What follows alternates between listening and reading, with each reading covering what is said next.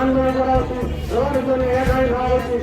আজকে বিজেপির যারা দালাল কিছু ফেসবুকে তাদেরকে পেয়েছে পয়সা দিয়ে চলছে, আজকে উল্টা পাল্টা নানা রকম অপপ্রচার দুঃপ্রচার করছে। আজকে মানুষ দেখতে পেয়ে গেছে, যতদিন না দোষী সাব্যস্ত হয় ততদিন না আমরা এই লড়াই সামিল হবো। কিন্তু বিরোধীরা যারা আজকে বড় বড় কথা বলছে তারা দেখবেন কোথায় কেউ নেই, সব বাইরে চলে গেছে, রাজনীতি জায়গা পেল না, ওরা চলে গেছে। এটার কারণ হলো যে আরজিকর হাসপাতালে যে তিলোত্তমা কাণ্ড ধর্ষণ কাণ্ড হয়েছিল, সেটার জন্য আজকে আমাদের পানুরিয়া পঞ্চায়েতে বিভিন্ন গ্রাম থেকে মহিলারা এসেছেন বিক্ষোভ মিছিলে, এবং এর আমাদের প্রথম থেকে একটাই দাবি আছে যে এটার এই বিচারের ফাঁসি চাই। আপনার নামটা? দোষীদের ফাঁসি চাই। আপনার নামটা? আমার নাম প্রিয়াঙ্কা চক্রবর্তী। মমতা ব্যানার্জি সরকার মা বোনদের পাশে ছিল, আছে, থাকবে, এইটুকু বলে আমি আমার ক্ষুদ্র বক্তব্য শেষ করছি। ধন্যবাদ।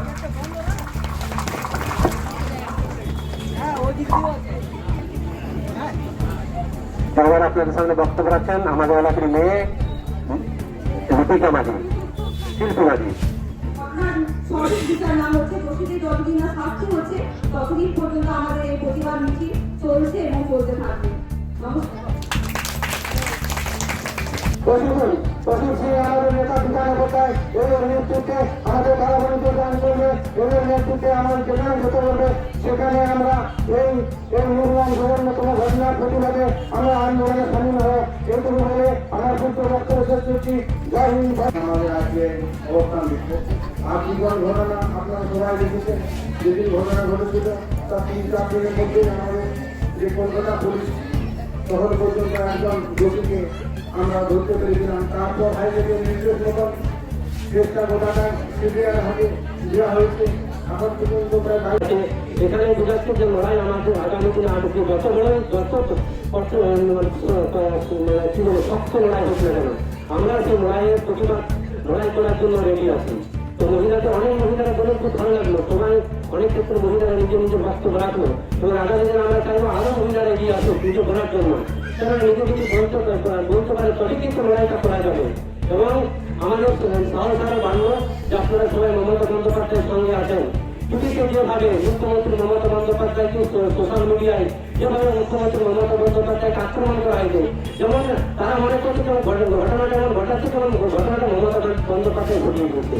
যেমন আপনারা জানেন 2011 সালের পর থেকে আপনারা যদি গ্রামে বসবাস করেন, যেখানে বসবাস করেন, 2011 সালের পর থেকে আপনারা যেভাবে সুরক্ষায় আছেন, 2011 সালের আগে কি সুরক্ষা আপনাদের মধ্যে ছিল?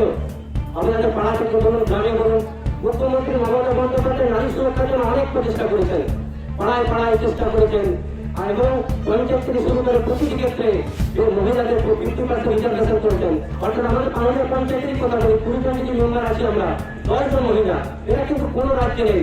শুধু অন্যদের তৃতীয় বলুন, বিজেপি বলুন, অন্য যে দলগুলি বলুন, তারা শুধু মহিলা সুরক্ষার কথা বলে। আমাদের আমরা আন্দোলনে এনেছি, আমরা প্রতিটা কলেজ করে আন্দোলন করেছি। আমরা মাদার থেকে কালকে আমাদের দোকানেতে আমাদের বড় মিছিল হয়েছে। আজকে আমরা প্রতিটা ব্লকে ব্লকে মহিলাদের নিয়ে অবস্থান বিক্ষোভ করছি। এই অবস্থান বিক্ষোভ আমাদের চলবে যতদিন না আমাদের এই দোষী সাব্যস্ত হয়, যতদিন না দোষী উপযুক্ত ফাঁসি হয়।